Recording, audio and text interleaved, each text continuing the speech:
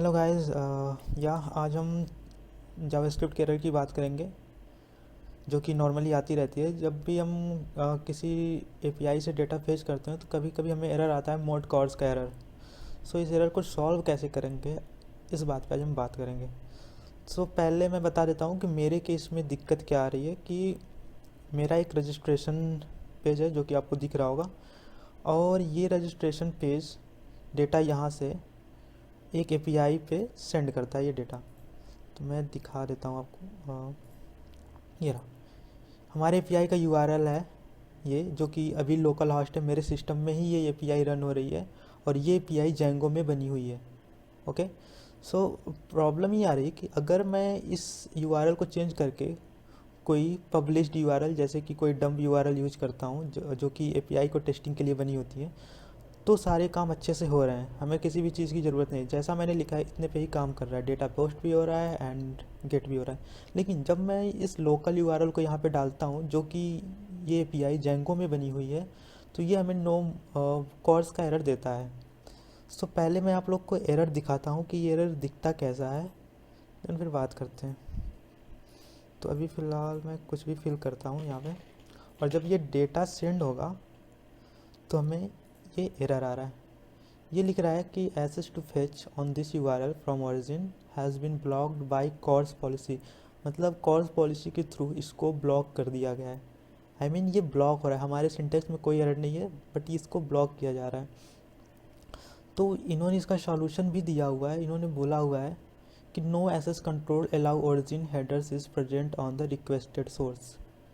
मतलब ये कि जिस सोर्स से हम रिक्वेस्टेड कर रहे हैं, आई मीन हम अभी कहाँ पे रिक्वेस्ट कर रहे हैं, इस यूआरएल पे 127 कंपनी रजिस्टर्ड, जो हमारा लोकल यूआरएल है, उस पर हम रिक्वेस्ट कर रहे हैं, ठीक। और इन्होंने बोला है कि वहाँ पे हेडर्स पे कुछ भी प्रेजेंट नहीं है, मतलब एसेस कंट्रोल अलाउ ओरिजिन नाम का कुछ भी है जो वहाँ पे प्रेजेंट नहीं है। देन आगे ये बोल रहे हैं कि if N अपॉक्यू response service you needs set the request mode to know cost to fetch the resource with cost disabled. तो इन्होंने बोला है कि अगर आप इसको मतलब या रिस्पॉन्स सर्व करना चाहते हो तो हमें नो कॉस्ट मोड को सेट करना पड़ेगा, मतलब मोड को नो कॉस्ट सेट करना पड़ेगा। अब इसको सेट कहाँ करेंगे, तो पहले तो मैं इनके अकॉर्डिंग करता हूँ कि करते कैसे हैं। तो मैं आता हूँ अपने जेएस फाइल में, ओके। एंड जेएस फाइल में अपने हेडर्स में, हेडर्स के जस्ट ऊपर, आई मीन जहाँ पे हमने मेथड डिफाइन किया है, मेथड हमारा पोस्ट है या फिर गेट है, वहाँ पे बस सिंपल मोड लिखना है और नो कॉस्ट लिख देना है, एंड दैट्स इट। इन्होंने बस इतना बताया कि आप ये कर दो तो आपको प्रॉब्लम सॉल्व होगा। लेकिन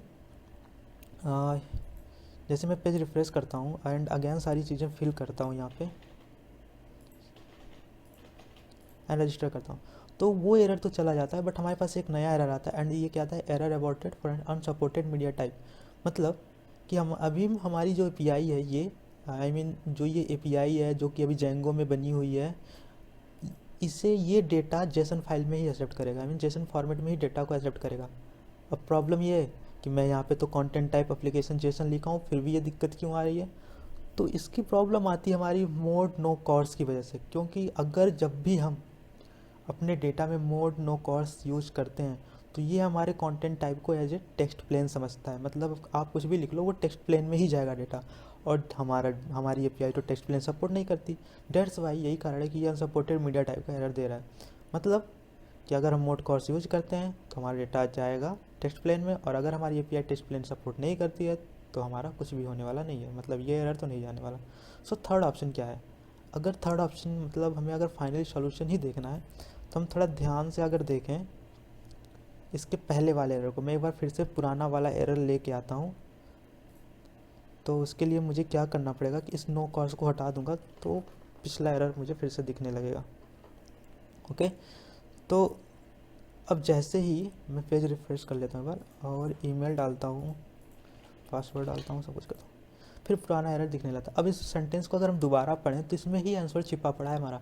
इन्होंने सीधा सीधा लिखा हुआ है कि no access control allow origin headers in present on the request source. ये हमें ध्यान देने वाली थी कि रिक्वेस्टेड सोर्स की बात कर रहा है। अब हमारा रिक्वेस्टेड सोर्स कौन सा है, जेंगो है, जेंगो जहाँ पे एपीआई बनी हुई है, मतलब जेंगो का सर्वर रन हो रहा है। तो हमें जो ये एसेस कंट्रोल अलाउ ओरिजिन, ये चीज़ हमें सेट करनी है अपनी जावा स्क्रिप्ट में नहीं, ये हमें सेट करनी है अपनी एपीआई में, ओके। अच्छा, अब पहले बात कर लेते हैं ऐसा करते क्यों हैं। कोर्स की कुछ पॉलिसीज़ होती हैं कि जब जेंगो में हम डिफ़ॉल्ट बनाते हैं ना, तो ये चीज़ें हमारी फॉल्स होती हैं ऑलरेडी, मतलब access control allow origin false चलता है। इसका मतलब ये होता है कि उस एपीआई को कोई थर्ड वेबसाइट यूज़ नहीं कर सकती। ओके, तो थर्ड, अब जैसा कि ये जो है, ये इसका यूआरएल आप देख रहे होगे 127.0.0.5501 पोर्ट पे रन हो रहा है, लेकिन मेरी जो एपीआई है अभी फ़िलहाल मैं इसमें दिखाता हूँ, ये 7002 पोर्ट पे रन हो रहा है, मतलब दोनों के डोमेन अलग हैं। तो डेट्स वाई ये थर्ड एप्लीकेशन हो जा रहा है हमारा जावास्क्रिप्ट, एंड इसलिए ये सपोर्ट नहीं कर रहा है। तो हमें कुछ ऐसा करना पड़ेगा अपने जेंगो के फ्रेमवर्क में जाके कि हमें वहाँ पे अलाउ ओरिजिन ट्रू करना पड़ेगा, ताकि उस एपीआई को सब के सब यूज कर सकें, कोई भी यूज कर सके। ओके, तो ऐसा करते कैसे हैं जेंगो में। अब बात करते हैं जेंगो में ऐसा अपनी एपीआई में। अगर आप जेंगो में ये चीज़ नहीं कर रहे हो, आप सपोज आप नोड.जेएस में एपीआई बना रहे हो, या फिर जावा में, मतलब कहीं पे भी बना रहे हो किसी अदर रेस्ट फ्रेमवर्क, तो उनके आप ट्यूटोरियल अलग से देख लेना कि उसमें हम कोर्स हेडर्स को कैसे सेट करेंगे, या फिर उनकी डिफ़ॉल्ट हो सकता है पहले से ही उनके डिफ़ॉल्ट ऐसे हो कि उन्हें कोई भी यूज़ कर सकता है। चूँकि जेंगो थोड़ा सिक्योरिटी ज़्यादा प्रोवाइड करता है, इसलिए उन्होंने पहले से ही इन सब चीज़ों को बैन करके रखा हुआ है। अगर आपको अपनी एपीआई थर्ड पार्टी को देनी है तो आप वहाँ पे उनके यूआरएल को रजिस्टर्ड कर सकते हो, या फिर सबके लिए फ्री करना है तो आप वहाँ पे अलाउ एक्सेस सबके लिए ट्रू कर सकते हो। अब देखते हैं हम इसको कैसे करेंगे कैसे। तो पहला ये काम हम अपने 3 स्टेप्स में करेंगे जेंगो के अंदर। तो सबसे पहले मैं बात कर लेता हूँ कि करना क्या है। मैं पहला स्टेप, सो जो फर्स्ट स्टेप है हमारा वो है जेंगो कोर्स हेडर्स को इंस्टॉल करना। पहला काम हमारा यही है। अगर हम ये चीज़ करना है हमें, तो हमें पहला काम करना होगा कि जेंगो कोर्स हेडर्स को इंस्टॉल करना होगा। ठीक है, तो मैं अभी इंस्टॉल करता हूँ, मेरे सिस्टम में ऑलरेडी इंस्टॉल्ड होगा, बट फिर भी मैं एक बार आपको दिखा देता हूँ कि ये हो कैसे रहा है। Okay, then hit enter, and आप देख रहे होगे मेरे में ऑलरेडी सेटिस्फाइड है रिक्वायरमेंट्स, तो मेरे में इंस्टॉल तो होने वाला नहीं है, ऑलरेडी इंस्टॉल्ड है ये चीज़ें। तो ये पहला स्टेप है। जैसे ही आप इसको इंस्टॉल कर लेते हो, आप अपने जेंगो की फोल्डर में आओगे जहाँ पे आपकी एपीआई रन हो रही है। आप देख रहे हो कि नीचे एपीआई रन हो रही है मेरी, और अनसपोर्टेड मीडिया टाइप का है जो हमने रिक्वेस्ट किया था वो यहाँ पे दिख रहा है। तो मैं अपने जेंगो के फोल्डर में आके अपनी सेटिंग्स वाले फाइल में आऊँगा। ओके, सेटिंग्स वाले फाइल में आके सबसे सेकंड स्टेप हमारा क्या होगा कि हम अपने इंस्टॉल्ड में जाके कोर्स हेडर्स को इंस्टॉल करेंगे। मैं दोबारा से आपको सब कुछ लिख के दिखाता हूँ। कोर्स हेडर्स, हमें क्या लिखना है, course headers. Okay, sorry, course headers लिखना है। ओके, इतना करने के बाद हमारा नेक्स्ट स्टेप क्या होगा। एक्चुअली ये चीज़ आपको ना देखनी है तो आप यहीं पे ही देख सकते हो, सब कुछ डॉक्यूमेंटेशन में बताया गया है। पहला काम इंस्टॉल करना है, देन सेकंड चीज़ हमें कोर्स हेडर्स को ऐड करना है, देन थर्ड चीज़ हमें Django middle common dot common middleware के ऊपर CORS headers dot middleware dot CORS middleware इस चीज़ को कॉपी कर लेते हैं। ओके ओके, एंड ये हम अपने मिडिल वेयर में आएंगे। ये रहा हमारा मिडिल वेयर। इसमें हम देखेंगे कि हमारा Django middle common middleware ये रहा, इसके जस्ट ऊपर पेस्ट कर देना है। ठीक है, मैं पहले से ही कमेंट कर रखा था मैंने, अब मैं दोबारा से पेस्ट करके दिखाता हूँ आपको। ठीक है, तो ये हमने पेस्ट कर दिया। ये हो गया हमारा third step. Now fourth step क्या है। फोर्थ स्टेप फिर से हम डॉक्यूमेंटेशन पे जाके देखते हैं कि आगे क्या करना है।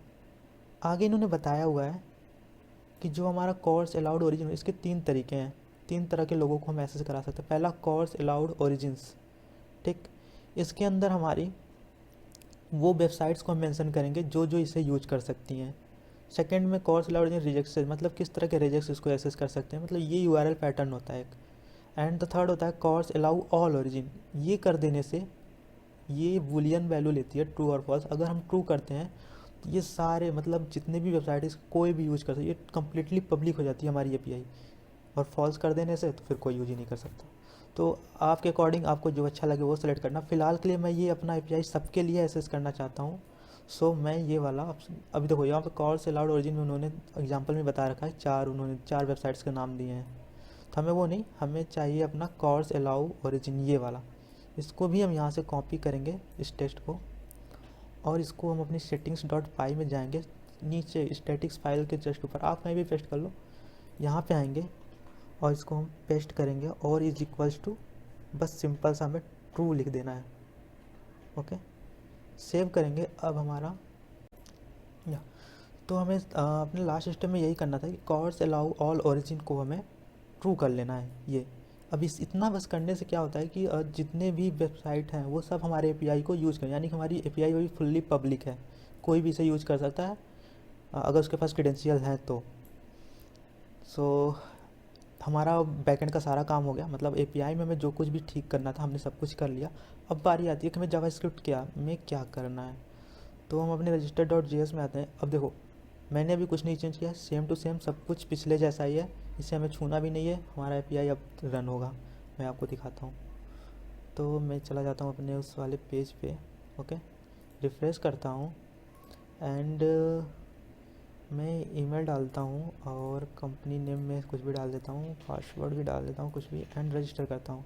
सो आप देख रहे हो कि डेटा हमारा सक्सेसफुली आ रहा है, लेकिन हमने कुछ गड़बड़ कर दिया यहाँ पे, दिस फील्ड इज़ रिक्वायर्ड। अच्छा ओके, सो ये email this field is required कह रहा है, यानी कि ईमेल हमारे डेटा में जाने रहा। बट यहाँ पे हमारा एपीआई वाला प्रॉब्लम सॉल्व हो गया है, क्योंकि हमारा डेटा आ रहा है, रिस्पॉन्स भी आ रहा है, आप देख लो। तो ये प्रॉब्लम हमारा सॉल्व हो चुका है। अब ये जो प्रॉब्लम आ रही है दिस फील्ड इज़ रिक्वायर्ड, ये मैंने शायद ईमेल फील्ड को अपने डेटा पे सेंड नहीं कर रहा हूँ, शायद इस कारण एरर आ रहा है, बट कोई नहीं। बाकी हमारा ये रिस्पॉन्स का प्रॉब्लम सॉल्व हो गया। तो जनरली जब इस तरह के एरर आते हैं तो हमें क्या लगता है कि हमारा जावास्क्रिप्ट में प्रॉब्लम हो रही है, मतलब हम कहीं ना कहीं फेच करने में दिक्कत कर रहे हैं, मतलब गलती कर रहे हैं, ओके। बट ऐसा कुछ नहीं है, आपके पास जब भी इस तरह के एरर आए तो आप सबसे पहले अपने बैकएंड में चीज़ों को देखो, बैकएंड में कोर्स को अलाउ करो, ओके। सो आई होप आप लोग के प्रॉब्लम्स सॉल्व हो गए होंगे इस वीडियो से।